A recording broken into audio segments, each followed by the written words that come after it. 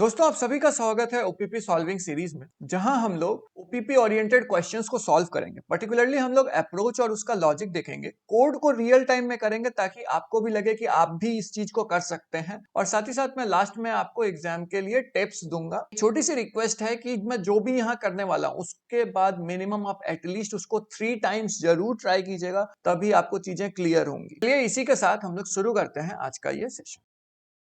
तो दोस्तों हम लोग सबसे पहले क्वेश्चन पे आ गए हैं। तो सबसे पहला रूल आपको फॉलो करना है ओपीपी में, वो ये कि क्वेश्चन को ध्यान से पढ़। तो हम लोग भी उसे फॉलो करते हैं और चलिए देखते हैं कि क्या L is a list of runs scored by a batsman in cricket matches in his career। तो L क्या है हमारा? List of runs.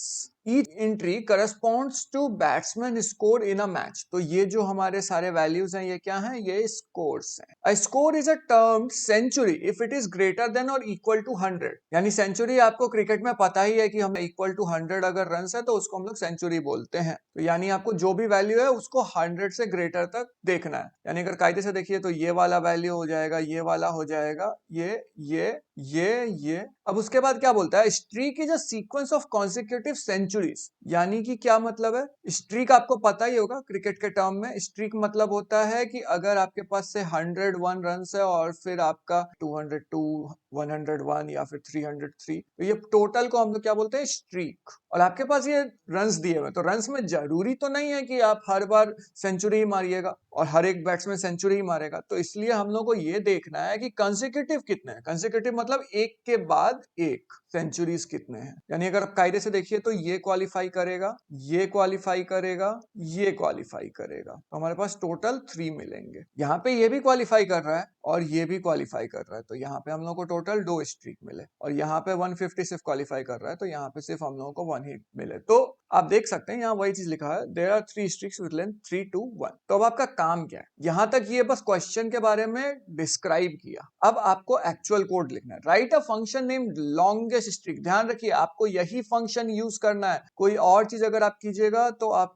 प्रॉब्लम में फंस जाइएगा, आपका ग्रेडर काम नहीं करेगा। जो कि एक्सेप्ट क्या करता है? लिस्ट एल को एक्सेप्ट करता है of non negative integers as argument. तो आर्ग्यूमेंट मतलब यहाँ पे बेसिकली वो फंक्शन कॉल हो रहा है, लेकिन आपको ये फंक्शन कॉल नहीं करना। It should return the length of the longest streak in the list. ये बहुत ध्यान रखना है। क्या ये रिटर्न करना चाहिए? लेंथ ऑफ लॉन्गेस्ट मतलब सबसे बड़ा स्ट्रीक, जो इस केस में क्या है? 3 है, जो हमारा ये तीनों वैल्यू है। You can assume L will have at least one element then greater than or equal to 100। तो लोग इसको स्किप कर देते हैं। आपको स्किप नहीं करना है, ये चीज बहुत ध्यान रखना है, क्योंकि ओपीपी में जो प्राइवेट टेस्ट केसेस हैं वो इस तरीके से कॉन्फ़िगर्ड रहते हैं कि आप अगर इस सब चीजों का ध्यान नहीं रखिएगा तो आपके मार्क्स पक्का जाएंगे। तो यहाँ पे आपको ये एज्यूम करना है कि एक ना एक एलिमेंट एल में पक्का प्रेजेंट होगा, भले वो 0 ही क्यों ना हो, और वो हमेशा ग्रेटर देन 100 होगा। मतलब अगर एक सिंगल एलिमेंट प्रेजेंट है तो ग्रेटर देन 100 है, आपको ये एज्यूम करके चलना है। और सिंपल भाषा में अगर बोले तो इसका मतलब ये है कि अगर आपका कोई लिस्ट है और उस पर आप ये प्रोग्राम रन करते हैं तो आपको हमेशा ग्रेटर देन इक्वल टू 1 का वैल्यू मिलना ही चाहिए। अगर नहीं मिलता है तो ये प्रॉब्लम की बात है।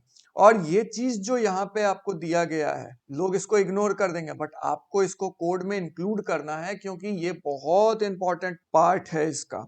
नहीं तो आपके लिए इश्यू क्रिएट हो जाएगा। यहाँ पे ये कुछ इंफॉर्मेशन दिए हैं कि आपको इनपुट एक्सेप्ट नहीं करना है या आपको कंसोल में आउटपुट प्रिंट नहीं करना है, आपको सिर्फ फंक्शन डेफिनेशन लिखना है। तो मैंने आपको बताया था ना अपने सेशन में कि फंक्शन कितना इंपॉर्टेंट है। यहाँ आप उसका यूज केस देखेंगे। यहाँ पे आपके पास लिस्ट में वैल्यूज दिया हुआ है। तो अगर एक मैं नया प्रोग्राम हूं तो मैं ये सोचूंगा कि लिस्ट के ऊपर मैं आइट्रेशन कर सकता हूं, और उस आइट्रेशन में मैं काउंट का प्रिंसिपल लगा सकता हूं। यानी कि अगर करंट वैल्यू ग्रेटर देन 100 है तो मैं काउंट को काउंट प्लस 1 लिख सकता हूं, और उस चीज को मैं फिर रिटर्न करवा सकता हूँ। क्योंकि ये फंक्शन है तो मुझे सिर्फ रिटर्न करवाना है, तो मैं वो रिटर्न करवा सकता हूँ। लेकिन अब सवाल यहाँ पे ये उठ जाएगा आपके लिए कि आप एट द सेम टाइम कैसे कीजिएगा। तो उसके लिए आपको एक लूप इसके लिए चलाना है और उसी लूप के अंदर इस काउंट को कंटिन्यू कैलकुलेट करना है। और जब भी count greater than some value होगा तो वो वैल्यू क्या होगा? मैक्सिमम वैल्यू होगा। तो यहाँ पे एक मैक्स का भी फंक्शन मैं अप्लाई कर सकता हूँ। तो वो मैक्स का फंक्शन अप्लाई करने पे मुझे बस ये चेक करना होगा कि काउंट क्या ग्रेटर देन मैक्सिमम है। अगर हाँ तो आपका काम हो गया। आपको बस जो भी रिटर्न करवाना है वो यहाँ से रिटर्न करवा दीजिए। तो ये छोटा सा कंफ्यूजन वाला पार्ट है, तो मैं इसको चलिए आपको सूडो कोड में समझाता हूँ, शायद आप उससे जल्दी समझ।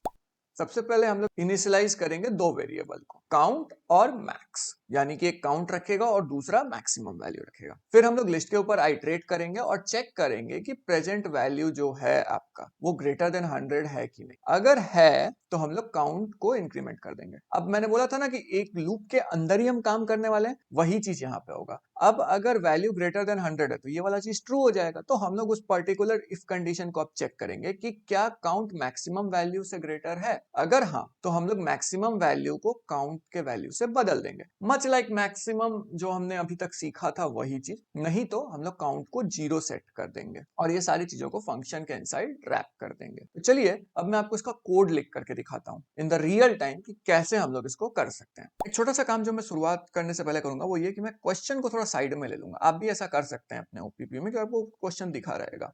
तो मैं क्या करूंगा, मैं यहाँ पे देख रहा हूँ सब कुछ और फिर मैं यहाँ पे लिखना शुरू करूंगा। तो मुझे यहाँ से क्या चाहिए, एक फंक्शन बनाना है। फंक्शन के लिए क्या स्टार्ट होता है, डेफ लॉन्गेस्ट स्ट्रिंग, और इसमें मैं क्या पास कर रहा हूँ, एल। तो आपको ये अज्यूम करना है कि एल आपको दिया हुआ है, अगर नहीं दिया हुआ है तो आप ये एल क्रिएट कर सकते हैं अपने लिए। उसके बाद यहाँ पे हम लोग सबसे पहला काम करते हैं, इनिशियलाइज करेंगे सारे वेरिएबल और उसके वैल्यू को। तो हमें क्या चाहिए, काउंट इज इक्वल टू 0 और max is equal to -1। Why -1? क्योंकि आपको पता होना चाहिए कि मैक्सिमम वेरिएबल जब हम लोग लेते हैं तो उस समय हम लोग ऐसा वैल्यू लेते हैं जो प्रेजेंट हो ही नहीं सकता है, ताकि हम लोग उसमें बाद में ओवरराइट कर सकें। अब हम लोग एक्चुअल फंक्शन बॉडी लिखेंगे। इसमें क्या करना है, आपको याद होगा कि जैसा हमने देखा था उसके हिसाब से आपको यहाँ पे एक लूप चलाना है। For I in L if I is greater than 100 से बड़ा है कि नहीं। तो यहाँ आई का वैल्यू 150, 20, 0 ऐसे आ जाएगा। तो जो भी 100 से बड़ा होगा वो, उसके लिए काउंट का वैल्यू मैं क्या करूंगा, इंक्रीमेंट कर दूंगा। अब मैंने काउंट का वैल्यू इंक्रीमेंट कर दिया है।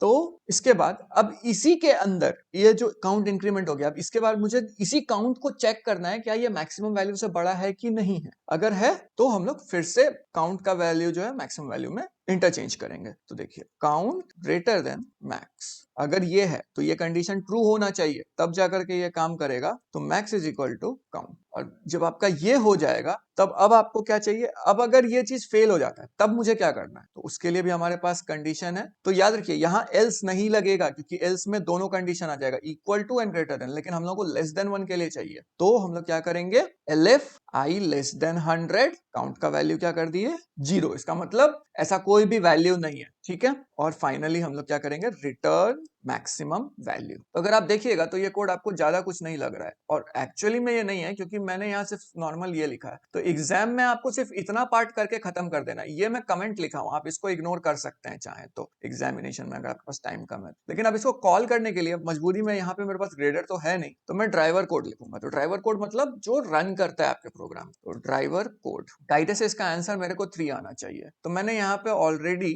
आपका ड्राइवर कोड लिख के रखा हुआ है, मैं उसे जस्ट कॉपी कर लूंगा यहाँ से और यहाँ पे मैं पेस्ट कर दूंगा। अब अगर आप देखिएगा तो हमारा ड्राइवर कोड भी रेडी है। तो हो सकता है कि जब आप पहली बार इसको रन कीजिए तो आपको गलत आंसर आए, आपको 2 आए, 3 नहीं आए। तो आपको सोचना है कि आप कहाँ गलती। तो अगर आप ऐसा कुछ इश्यू फेस कर रहे हैं तो एक बार कोड को जरा revisit. Count equal to 0, maximum equal to I greater than और इक्वल टू 100। हम लोग इक्वल टू नहीं लगाए थे, और कोड के हिसाब से जैसा हमने देखा था हमें इक्वल टू 100 या ग्रेटर देन 100 चाहिए था। तो अब अगर आप इस चीज को रन कीजिएगा, देखिए आपको आंसर 3 मिल गया, जो हम लोगों का क्वेश्चन ऑप्शन में भी था। ये देखिए हमारा लॉन्गेस्ट 3 था, और वही चीज मैंने फिर से लिया है, तो इसका आंसर 3 आ रहा है। इसका मतलब अब आपका ओपीपी का जो भी प्राइवेट टेस्ट केसेस है वो सारा पास हो जाएगा, क्योंकि हमने ये कंडीशन लगाया। अगर आप ये कंडीशन नहीं लगाएंगे तो आपका कोड गलत हो जाएगा और आपके सारे प्राइवेट टेस्ट केसेस पास नहीं होंगे। तो प्लीज इस बात का ध्यान रखिएगा। इसी के साथ हमारा क्वेश्चन नंबर 1 कंप्लीट होता है। अगर आपको कहीं भी हल्का सा भी डाउट है तो प्लीज मुझसे पूछ लीजिएगा कमेंट सेक्शन में।